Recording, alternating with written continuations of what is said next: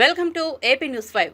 రాష్ట్రంలో పెన్షన్ పథకంలో అనర్హుల ఏరివేత కార్యక్రమం త్వరలోనే చేపడతామని రాష్ట్ర వ్యవసాయ శాఖ మంత్రి కింజరాపు అచ్చెన్నాయుడు సంచలన వ్యాఖ్యలు చేశారు. శ్రీకాకుళం జిల్లా టెక్కలిలో ఎన్టీఆర్ భరోసా పెన్షన్స్ పంపిణీ కార్యక్రమాన్ని ప్రారంభించారు జిల్లా కలెక్టర్ స్వప్నికల్ దినకర్. మంత్రి అచ్చెన్నాయుడు ఈ పెన్షన్స్ ను మత్స్యకారులకు అందించారు. అభివృద్ధికి దూరంగా ఉన్న కండ్రవీధి కాలువలు, రోడ్లను, గృహాలను పరిశీలించారు. ఈ సందర్భంగా ఏర్పాటు చేసిన సమావేశంలో పలువురు మత్స్యకారులు మాట్లాడుతూ కండ్రవీధి ప్రజల సమస్యలను వివరించారు. మంత్రి అచ్చెన్నాయుడు మాట్లాడుతూ గత ప్రభుత్వంలో చాలా మంది అనర్హులకు పెద్ద ఎత్తున పింఛన్ మంజూరు చేశారని తెలిపారు. వీటన్నింటినీ త్వరలోనే ఏరు చేసి అర్హులందరికీ పింఛన్ అందజేస్తామని తెలిపారు. రాష్ట్రంలో ఎక్కడ చూసినా అప్పులేనని, అయినప్పటికీ సంక్షేమ పథకాలు అమలు చేయడంలో వెనకాడమని తెలిపారు. అలాగే జిల్లాలో టెక్కలని ఒక అద్భుతమైన పట్టణంగా తీర్చిదిద్దామని చెప్పారు. జిల్లా కలెక్టర్ స్వప్నికల్ దినకర్ మాట్లాడుతూ కండ్రవీధి సమస్యలను త్వరలోనే పరిష్కరిస్తామని హామీ ఇచ్చారు.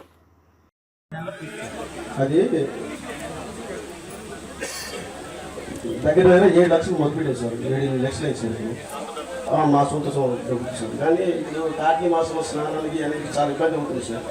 దానికోసం ఇది మొదలు తీసేసారు. ఫోటోలు గట్రా తీసిన తర్వాత ఇప్పుడు బడ్జెట్కి వెళ్తున్నారు సార్. బడ్జెట్ చాలా ఇబ్బంది కారణం అవుతుంది సార్. ఇప్పుడు దగ్గర లేడీస్ను పాస్ గార్డర్లు కానీ అది చాలా ఇబ్బంది అవుతుంది సార్. మాకు బడ్జెట్ ఒకటి తర్వాత చదువుకు చాలా మంది ఉన్నారు సార్. సైకిల్స్ పని చేయడానికి, పెయింటింగ్ వర్కర్స్కి హోటల్లో పనిచేస్తాం సార్. వాటి కోసం మాకు ఉపాధి కొద్దిగా కలిగింది సార్.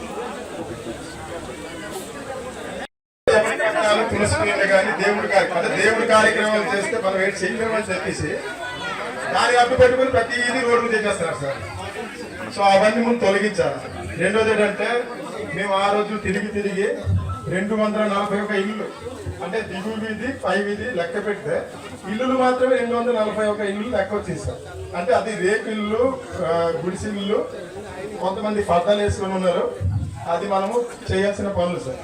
సో ఒక్కొక్క ఇంట్లో కొన్నింట్లో కూడా 2 3 ఫ్యామిలీస్ ఉన్నాయి సార్. వాళ్ళని కూడా గుర్తించి వాళ్ళకి అక్కడ జాగా లేదు కాబట్టి మన దగ్గరలో ఎక్కడైనా ఒక మంచి ప్లేస్ని సెలెక్ట్ చేసుకొని అక్కడ వాళ్ళకి ఇల్లు ఇవ్వడం చేయాలి సార్ ప్రాబ్లం. తర్వాత ఇంకా చెప్పాలంటే డ్రైనేజ్ సమస్య చాలా గట్టిగా ఉంది. తర్వాత చెరువులు అయితే నీట్గా లేదు. చెరువులు కొద్దిగా చేయాల్సిన పనులు సార్. తర్వాత మనకి రోడ్డు వ్యవస్థ మీకు ఎలాగ ఆల్రెడీ చెప్పాను. మా కండ్రవీధిలో సార్ యూత్ అందరూ చదివి సార్ డిగ్రీ క్వాలిఫైడ్ యూత్స్ ఉంది కూడా చిన్న పెయింట్ పనులకి లేకపోతే ఏమో చిన్న షాపులకి పనిచేయడం జరుగుతుంది సార్. సో వాళ్ళకి కూడా ఏదో ఉపాధి కోసం ఏదో చూపించాలి. మూడోది అతి ముఖ్యమైన ప్రాబ్లం ఏంటంటే శ్మశానం ప్రాబ్లం. మీకు అంతకు ముందు కూడా మీకు ఈ విషయం తెలుసు, మీకు అన్ని చెప్పడం కూడా. శ్మశానం అనేది ఒక ఏరియాలో ఉంది సార్. దాన్ని మాకు యాక్చువల్గా ఇస్తే అంటే అది గవర్నమెంట్ లేదు, ఒక పొజిషన్ మాకు ఇవ్వట్లేదు. ఒక పొజిషన్ మాకు ఇప్పిస్తే ఆ శ్మశానంగా దాదాపు 1500 మెంబర్స్ దాన్ని వాడతారు సార్. సో ఆ శ్మశానాన్ని ఒక పొజిషన్ ఇచ్చి దానికి ఒక శ్మశానం రూపురేఖ తెస్తే కొద్దిగా బాగుంటుంది. Problem sir, main problem.